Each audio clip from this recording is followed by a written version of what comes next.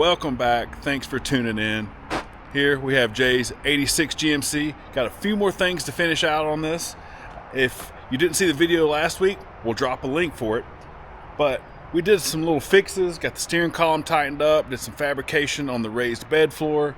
We're getting all that knocked out for him. The last little 10% it takes to really make this thing a really cool cruiser. And for those that didn't see it, backstory, this once belonged to his grandfather. Since he inherited it, he got air ride, LS swap, a bunch of really neat stuff, oversized factory style wheels. Very cool road warrior, daily kind of thing. Eventually, he's talking about painting it. We may or may not do that, depending on what his piggy bank looks like. But for now, we've got to finish up a few more things for him. Just a little quick rundown on last week's project. He also installed a Blazer fuel tank and raised the bed floor. To help with the fuel fill situation, we built this fuel neck housing here that's recessed in to help with the angle and obviously just to make it look a little better. And with the raised bed floor, it created a gap at the bottom. So we built this removable closeout panel here, and the shape I bead rolled in it is meant to look like the garnish molding on the tailgate. Yeah. First time I've hung it up here, just a couple little 1/4 20 button Allen. I love the way that looks. Also, with raising the bed floor, that created a gap in the inner wheel housing, so we built some closeout panels for that. Quick little look at the driver's side, turned out really cool, and helped the rigidity of the bedside itself. I was somewhere 60-75% done welding up the passenger side, and when you know it, right at 5:05 p.m. ran out of welding gas because, hey, why wouldn't that happen an hour earlier? That's my luck, but it's fine. We still got some more work to do right here.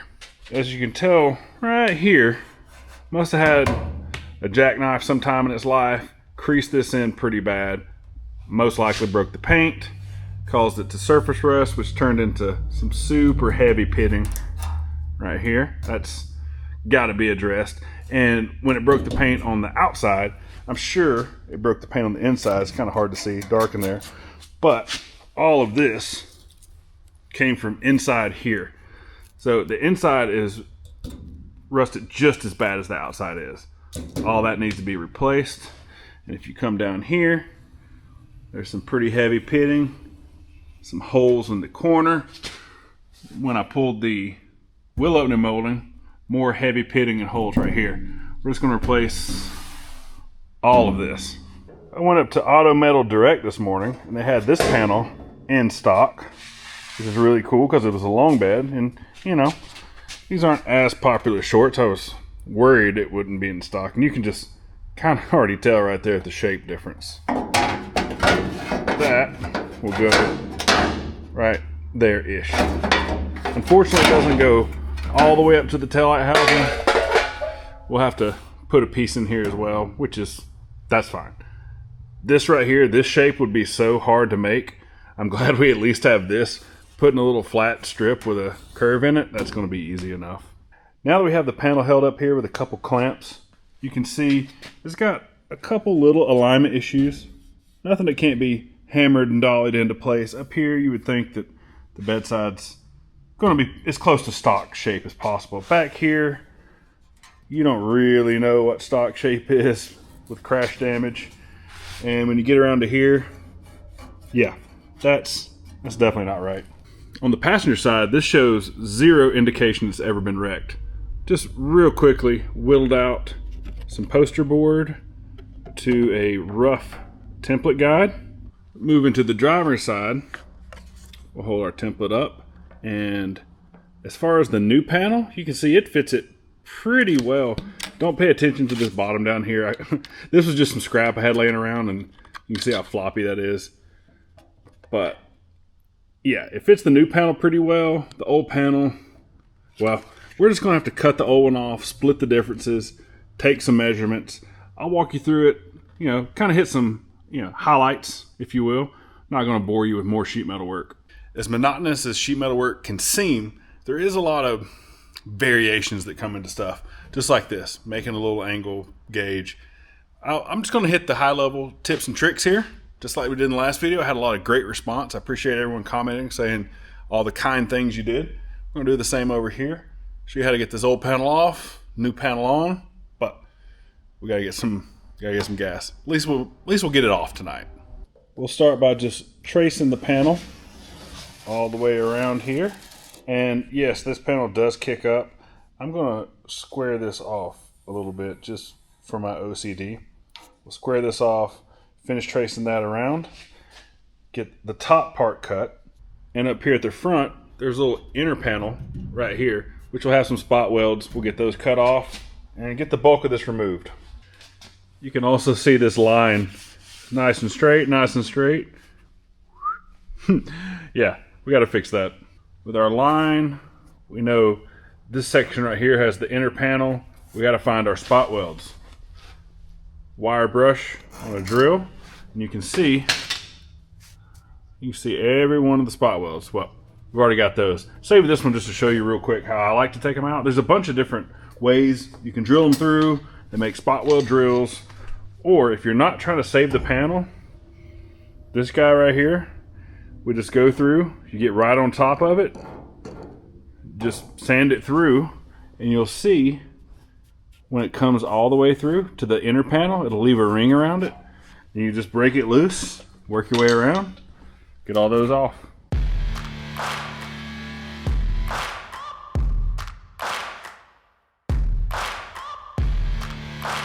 With the old panel cut off, you can see how much good we're doing for it. Yep, pretty rusty crusty. That's the inside area we were talking about earlier. Get that guy out of there. Went ahead and cleaned up our edge. Now on the edge here, I like to use a wire brush. Traditionally, you'll see pretty much everyone using a grinder. What I found is this sheet metal is already thin enough. Using a grinder takes off just that little bit more material, but wire brush, you go over there and it doesn't seem to take off hardly anything. Just gives you the best chance of not blowing through when we go back to weld it. I forgot to note earlier that I just made a real quickie little brace out of some 1/2-inch strap I had laying around, clecoed in place. And I did that before I ever cut the panel off. And what that's going to do is going to maintain our shape here to give it that little bit of rigidity inward and out.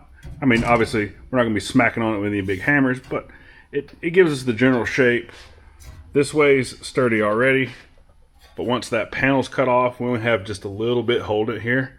We don't want to get this thing done and it be all wide body flared out or sunken in.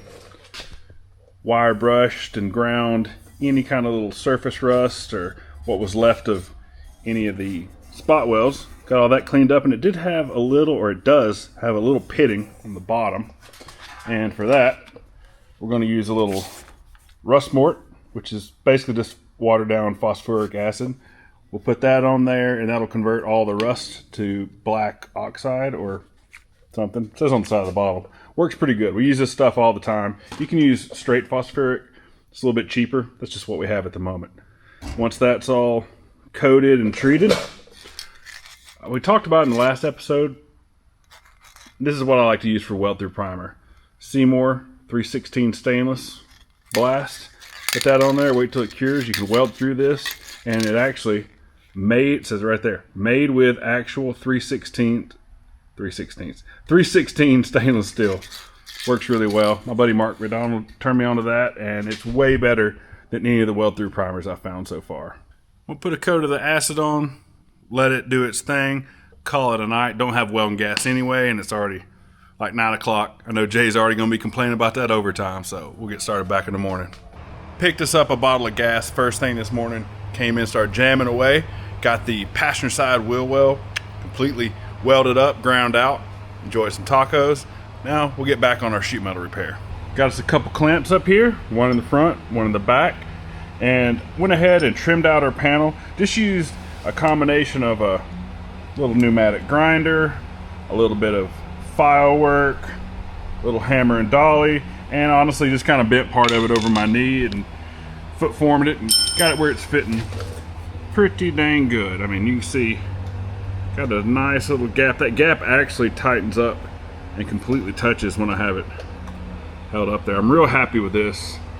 All that's going to weld out really nicely. Went ahead and drilled us, well, you can't really see all of them, but 1, 2, 3, 4, 5 spot welds there and 3 across the bottom. That's more than was in it before. Should be extra sturdy. And yeah, we're gonna go ahead and replace this before we ever mess with this section here. By the way the molding fit and everything, all this curvature looks to be right. I cut a contour gauge from the other side and everything checks out pretty close, as these trucks were ever, you know, symmetrical to begin with. We're gonna leave it and get it all tacked up to at least here. Then we're gonna cut out this section, make us a piece for this, and make us a little flange for this side. What was left of that flange was just also pitted and rusted. We don't want to put any rust back in this thing. There's a couple different schools of thought on welding something like this up. You can MIG weld it, which is what I've done my entire life with pretty good success. Real slow, tack here, tack there, tack over yonder, let it cool. Repeat the process until it's completely tacked up. Then you have I don't even know if you want to call it the new school, but the idea of TIG welding it, which has become way more popular, and really probably just way more popularized by Instagram. There's some fabricators like if you've never seen Jap Hands, great fabricator. He does a lot of TIG work, Cornfield Customs. I draw a lot of inspiration from these sheet metal guys. I feel like I'm pretty good. I'm probably a little above the average of your run-of-the-mill shop guy. Those dudes are sheet metal masters. I want to get better every day and try to get on their level one day. That being said, I think I'm going to TIG part of this and MIG part of it, and we're going to do an experiment together and see which one we like better. The theory behind TIGging is less heat, which equals less warpage typically, less filler, and the filler you do put in is more malleable, so it hammers out and dollies nicer.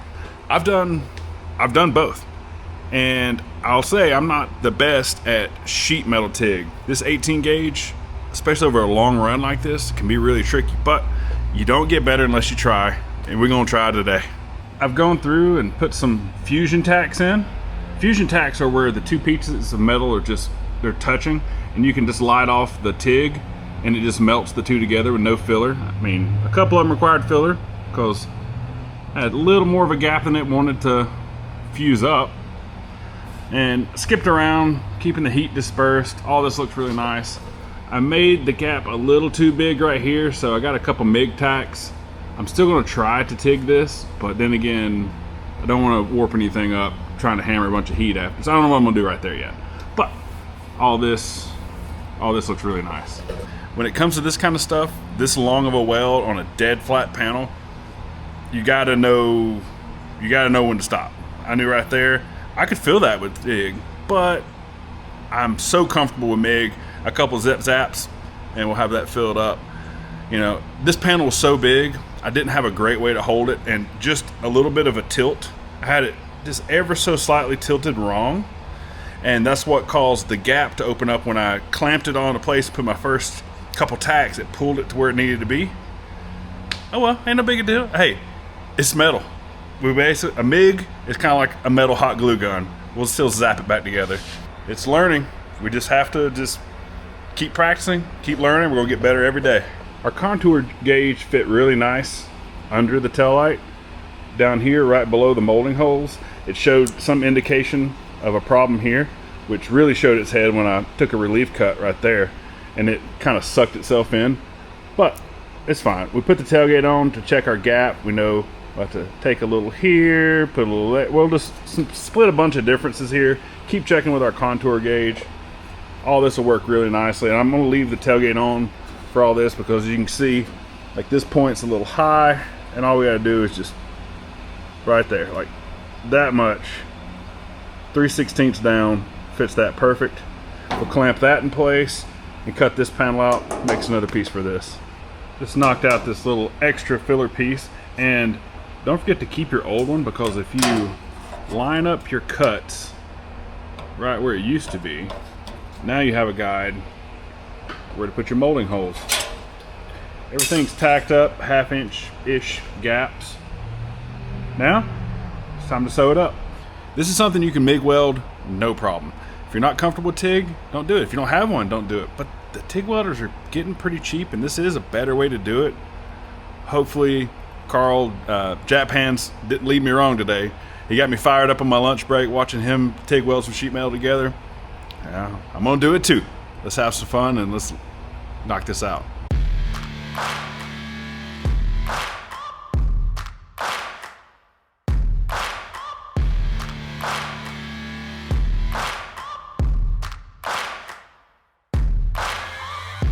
I can say I'm really happy that I went with my gut instinct and TIGged this whole seam because it turned out really nice.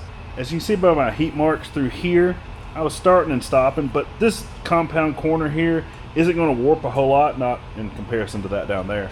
When I got here, I did this whole section in maybe 3 start and stops, and that was because my hand was cramping up. It actually is rolling under at that point, so when you're holding the torch like this, and I was just got a little uncomfortable, so I'd get to a point and I'm like, ooh, my hand. I'd stop, shake it out, back at it. I mean, I stopped for more than 3 seconds in between them and knocked it out, and there's very limited warping. It'd be hard to see on camera. There's a little tiny low spot there, but I mean, it's all in all, it's pretty dang flat. There's the proof that, hey, listen to the people that know a lot more than you and give it a try. I'm real happy. Now, for reference, that was at 42 amps, obviously DC, and just regular mild steel filler rod. It worked really well. We'll be doing that more in the future. But for tonight, we're gonna call it. We'll get back in and grind this thing out in the morning. Got in here this morning, started dressing these welds down, and I thought, hey, let's take a second and talk about some things I've learned recently that's really stepped up the sheet metal game. Now, even with these smaller TIG welds, your first instinct may be to pick up one of these. The classic 4.5-inch grinder with the flappy disc. Now, there is no question that takes the most material away the quickest, but also it creates the most heat. And with this sheet metal, you have to be really careful. Even with grinding, you can create warpage, just, you know, if you use that too aggressively. A frame rail, doesn't matter. You're not going to move, you know, a 3/16 steel from grinding it, but with this 18 gauge, there is a chance. What I like is a standard pneumatic grinder with a 2-inch backing pad and a 3-inch disc, and see how I've cut it down to make it more of a square.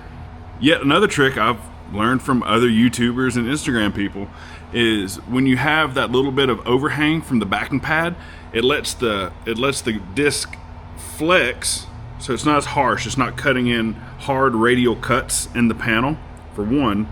And for two, when you cut the squares, when you're grinding, the voids that are missing, you can actually see through them to stay on top of your progress a lot better. I'll show you real quick. All right, you can see the after and the before. Welds aren't that big, but all right, we're gonna turn the volume down here, but just headphone users beware. I just want you to watch through the disc as I'm grinding.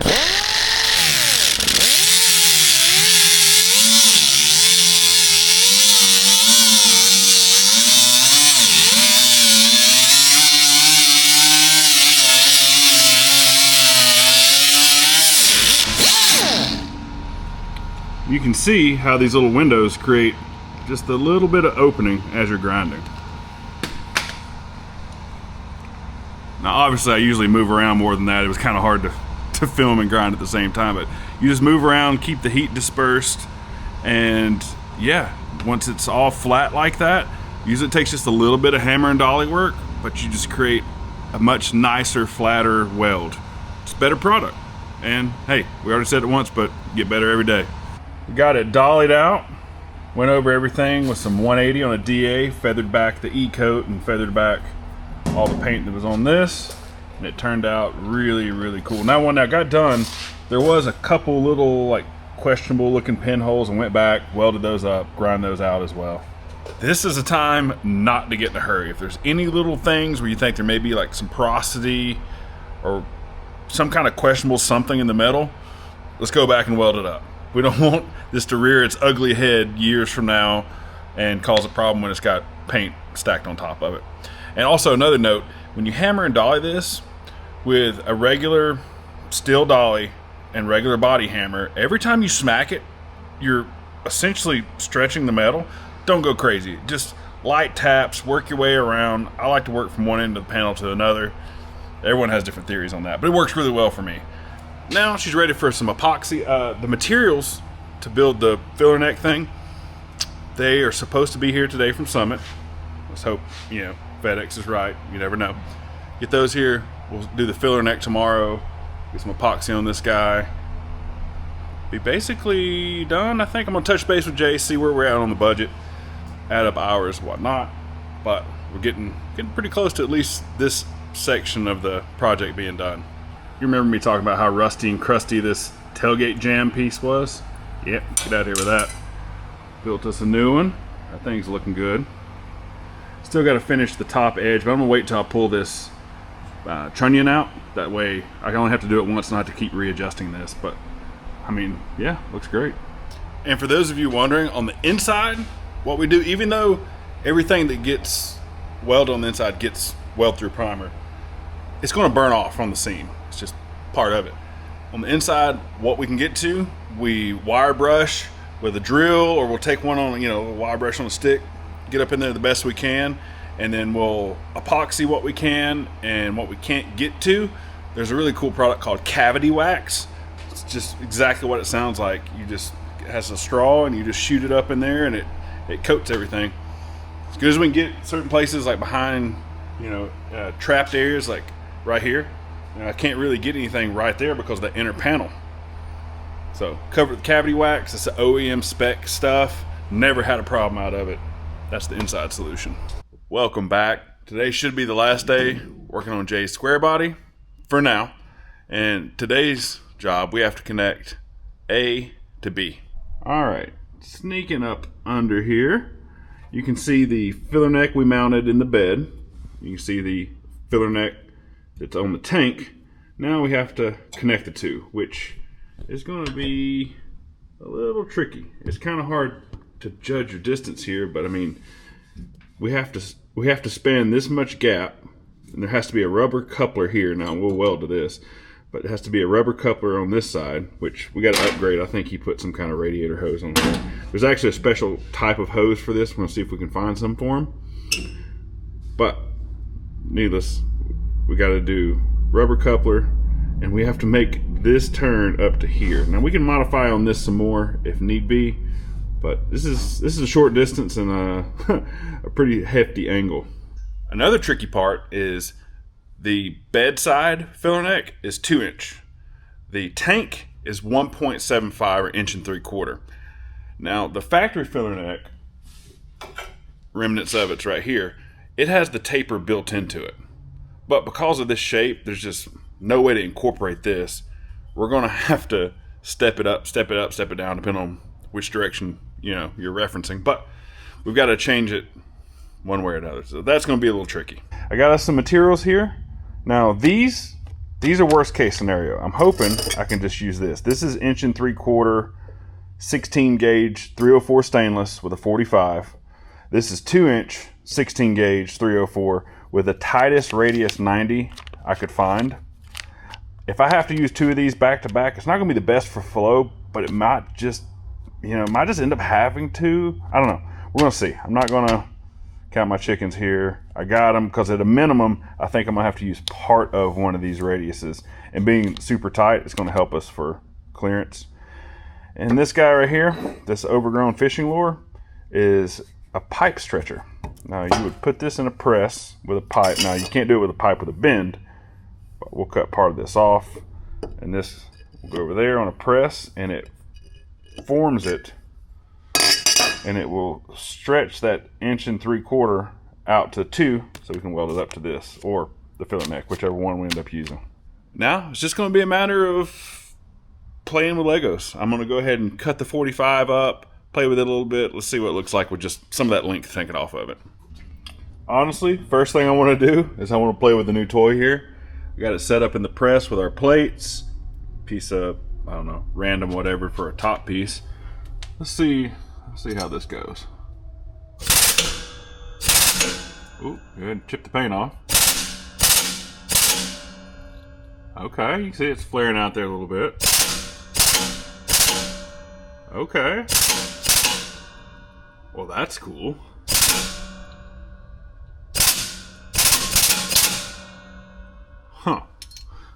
think that's going to be plenty, but let's give it a try.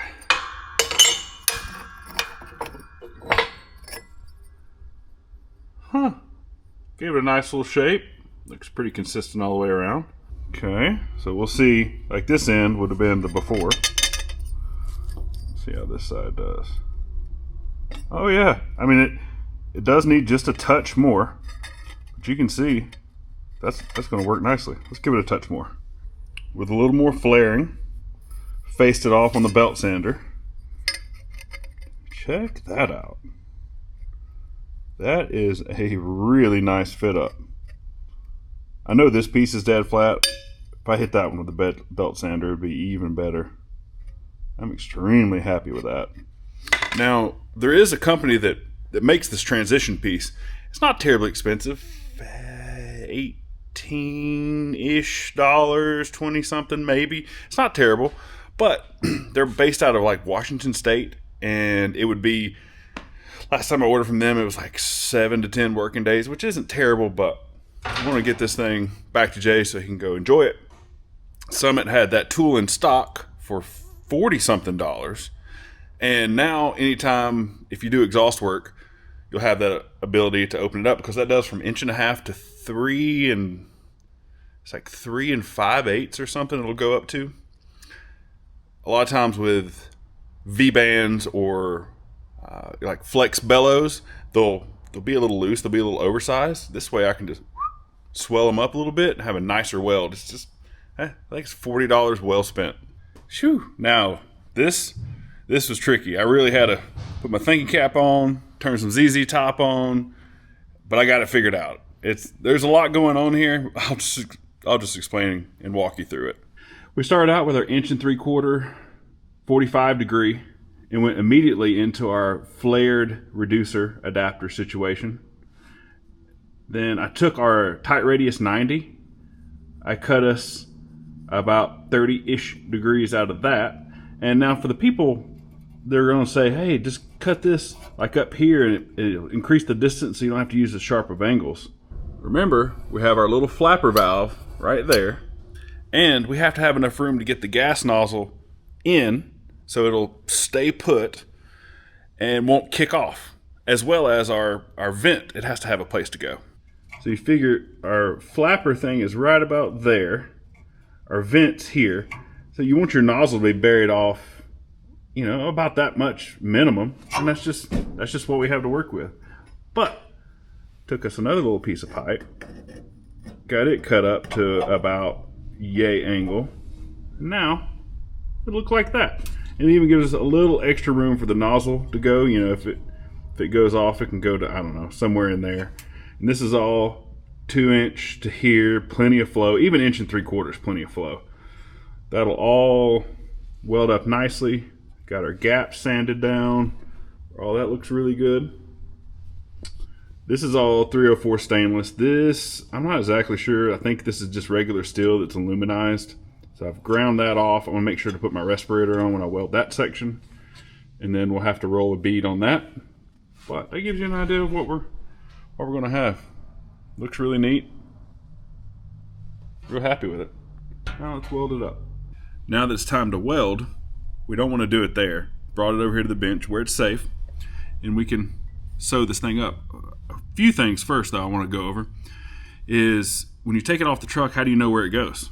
For those that don't know, what we use is clocking marks or timing marks. It's these little Sharpies, so we can take and we can spin it around to get the Sharpie marks perfect. And I like to do a couple on each side if possible, because you never really know where it's going to be most comfortable to weld it on the bench. Mark both sides, and now we know exactly where this needs to be. And if you're not comfortable TIG welding it and you want to take it to someone, you could timing mark every one of these joints, take it to someone, and as long as they were either different colors per joint or different amount of marks, like for instance you could do like 1 mark and then this one would have 3 and this one would have 4 or whatever, maybe red, white, or not red, white. I want to go red, white, and blue. No, can't do white in the Sharpie.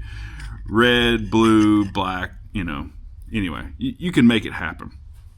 Before you do all your timing marks though, clean everything with alcohol or mineral spirits, or excuse me, not mineral spirits, alcohol or acetone is kind of the two go-tos. Some people say you don't have to do that, but it always seems to weld better if you do. Just go ahead and take a few seconds, wipe it out. And the inside of these pipes are oily from the mandrel bending process. You want to get that out anyway, because you don't want to have all that oil in your fuel tank. And when you cut them and grind them, the oil holds all the debris from the grinding. You don't want that in your fuel tank. Yeah, just it's a tedious process, but it's totally doable. We're going to weld this today with a Yes welder.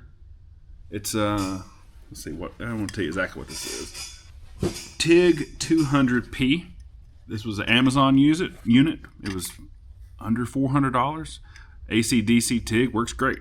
You don't have to have a bunch of crazy expensive Miller-Matic synchro waves and all that crazy stuff to do jobs like this. Well, now that I've rambled on about all that, let's tack it up. I had to take the second tack over to the vise. With these bends, sometimes they'll distort. The pipe will become oval when it bends, just ever so slightly. But I just put it in the vise, pinched it back down. You see how? Don't pay attention to that. That was a boo-boo. That was me. We'll fix that up nice and pretty. But yeah, marks lined up. Double check it on the truck.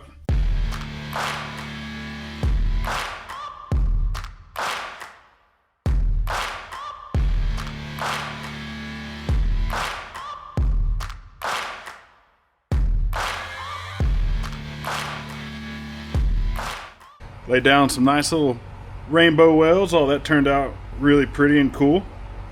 And you noticed I had the ends capped with aluminum foil tape, and that's the back purge, which had a perfect hole for that. Run a little argon on the inside of the tube, keeps from any what they call sugaring or oxidation on the inside. It's not the end of the world, but just makes it a little cleaner finish well when you do that. We have us a bead roll tool here. What we're going to do is put a little bead around this end to keep it from slipping off our rubber tube. And this thing's super simple and it works really well. You just snug it down, you roll the pipe, you keep it flat up against the machine itself. Give it a little more snug, a little more, and you just kind of keep going. With the stainless, you got to just give it just little tiny increments. Pretty good. Right there you can see gave us a nice little flange. So now when our rubber hose goes over, that'll hold it there. We'll have our clamp seal it right there. Good to go. Still got to clean it up here. It's got a little nastiness. You know, no point of doing all this cool work and leaving all this crud and caked on dirt. Get this cleaned up, throw it back in.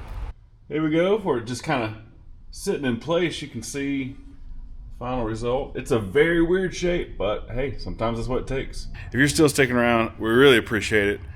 All the kind words, all of the positive comments on Jay's truck, all that's been really cool to see.